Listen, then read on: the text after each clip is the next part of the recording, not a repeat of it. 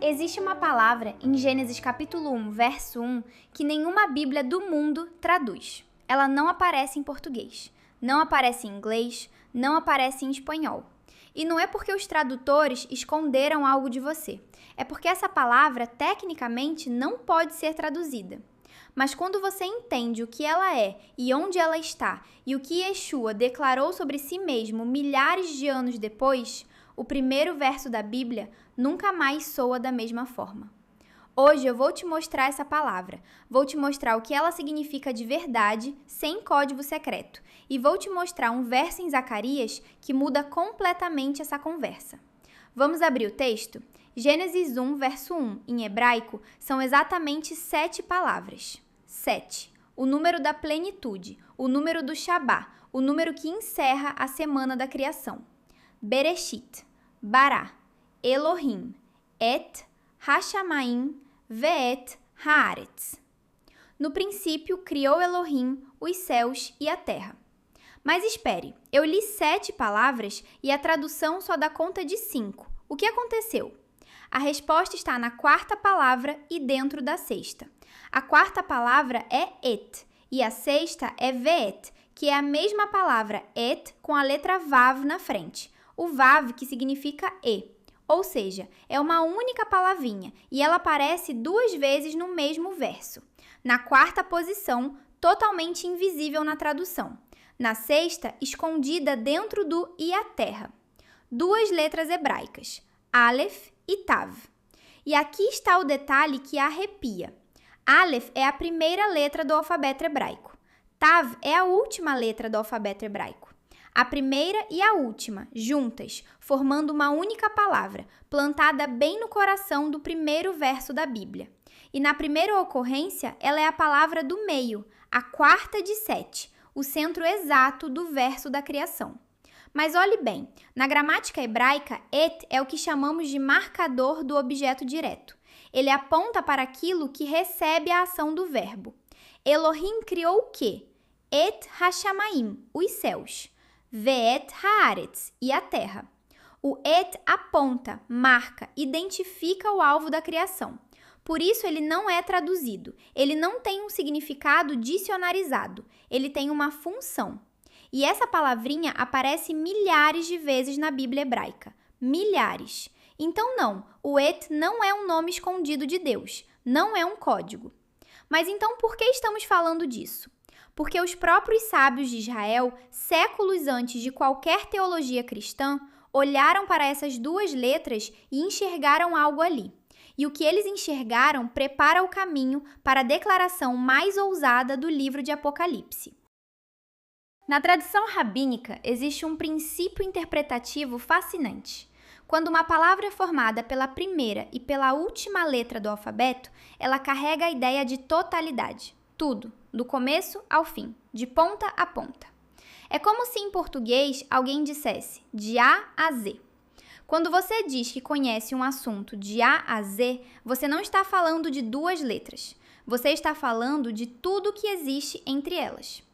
Os rabinos comentavam que quando Deus criou os céus e a terra, ele criou Et, os céus. Ou seja, os céus e tudo que eles contêm, do Aleph ao Tav. Et, a terra e tudo que ela contém, a totalidade. Nada ficou de fora do ato criador. Então guarde essa imagem. No primeiro verso da Bíblia, entre Elohim e a criação, está plantada uma palavra silenciosa que aponta o alvo da criação e que carrega na sua própria forma a ideia de começo e fim, Aleph e Tav. E agora atravesse milhares de anos comigo. Vá até a última seção da Bíblia, o livro de Apocalipse, escrito por Yohanan, ou João, um judeu, discípulo de um rabino judeu, mergulhado nas escrituras hebraicas desde a infância. Apocalipse, capítulo 1, verso 8. Eu sou o Alfa e o Ômega, diz o Senhor Deus, aquele que é, que era e que há de vir, o Todo-Poderoso. E no capítulo 22, verso 13, Yeshua declara sobre si mesmo: Eu sou o Alfa e o Ômega, o primeiro e o último, o princípio e o fim. Alfa e ômega são a primeira e a última letra do alfabeto grego, porque Apocalipse foi escrita em grego. Mas pense comigo. Yohanan era um judeu pensando em categorias hebraicas.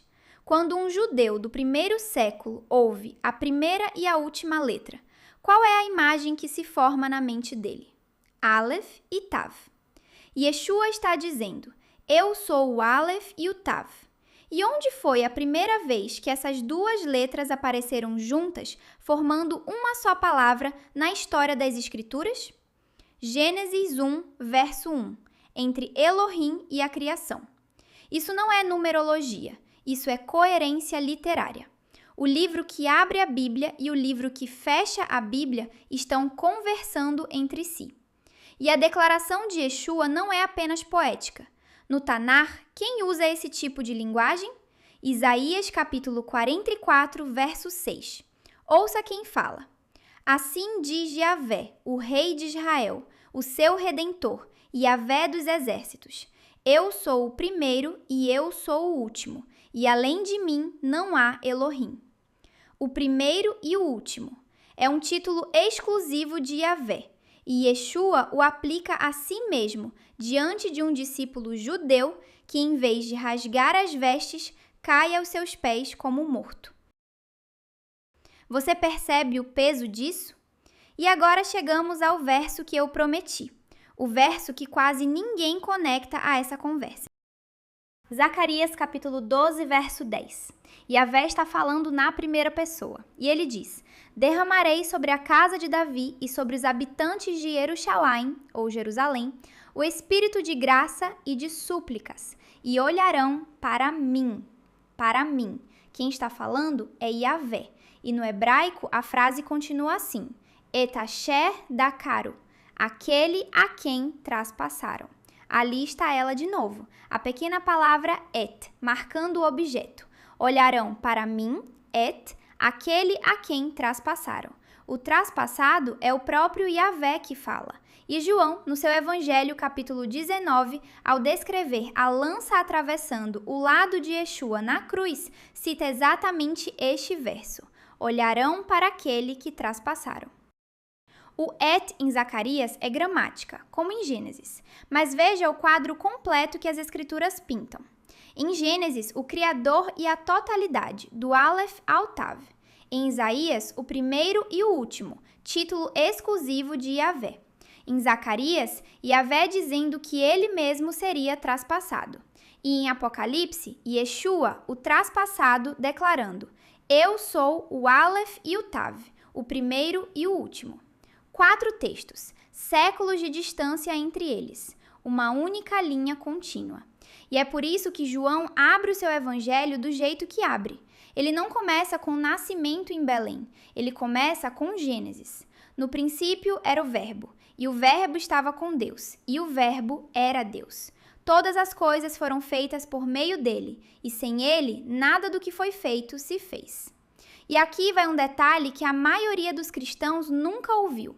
Nas sinagogas do tempo de Yeshua, as escrituras eram lidas em hebraico e depois explicadas em aramaico, a língua do povo. Essas traduções explicativas se chamam Targumim. E nos Targumim, quando o texto fala da ação de Deus no mundo, aparece repetidamente uma expressão, o Memrá, a palavra de Yahvé. O Targum dizia que o mundo foi criado pelo Memrá, que o Memrá apareceu a Avraham, ou Abraão, que o Memrá libertou Israel do Egito. Ou seja, quando João escreveu, no princípio era o Verbo, os ouvidos judeus do primeiro século não estranharam o conceito. Eles reconheceram a categoria. João estava dizendo, aquele Memrá, aquela palavra que estava com Deus desde Bereshit, agora tem rosto. E o Verbo se fez carne e habitou entre nós. Yeshua não começa em Mateus. Ele não é um plano B inventado depois da queda. Ele está presente desde a primeira página, antes da luz, antes do pecado, antes da necessidade de redenção. Silencioso como o et no meio do verso, presente, constante. E é aqui que isso deixa de ser curiosidade e se torna transformação. Porque se Yeshua é o Aleph e o Tav, então ele não está apenas no fim da história. Ele está em toda a história. Na criação, no pacto com Avraham, na entrega da Torá no Sinai, nos profetas, nos salmos, do começo ao fim. E se ele está em tudo, então a Torá não está separada dele. Você não pode abraçar o Tav e rejeitar o Aleph. Você não pode dizer que ama o Verbo e desprezar aquilo que o Verbo revelou desde o princípio. Ele mesmo disse: não pensem que vim abolir a Torá ou os profetas. Não vim abolir, mas cumprir. Cumprir não é cancelar. Cumprir é levar à plenitude, como a semente que se torna árvore, como o projeto que se torna construção concluída. Yahvé declarou em Malaquias capítulo 3, verso 6: porque eu, Yahvé, não mudo. Se o caráter dele não muda, se o propósito dele não muda, então a graça não é licença para viver desconectado da obediência. A cruz não é o cancelamento da aliança. A cruz é o cumprimento da aliança. E para você, pessoalmente, isso significa o seguinte: o Deus que te sustenta hoje é o mesmo que pairava sobre as águas em Gênesis. Aquele que começou a boa obra em você é o mesmo que vai completá-la. Do Aleph da sua história até o Tav. Ele não abandona projetos no meio. Ele nunca abandonou. Da próxima vez que você abrir a sua Bíblia em Gênesis 1, verso 1, lembre-se, ali, invisível na sua tradução, entre Elohim e a criação, estão duas letras, a primeira e a última, o começo e o fim. E milhares de anos depois, o traspassado de Zacarias olhou para a história inteira e disse: sou eu. Eu sou o Aleph e o Tav. Se este vídeo abriu seus olhos, compartilhe com alguém que precisa ler o No Princípio de uma forma nova. Deixe nos comentários qual outro detalhe do hebraico você quer que a gente explore. Se inscreva no canal e ative o sininho. Que a paz de Yeshua, o Aleph e o Tav esteja com você. Shalom!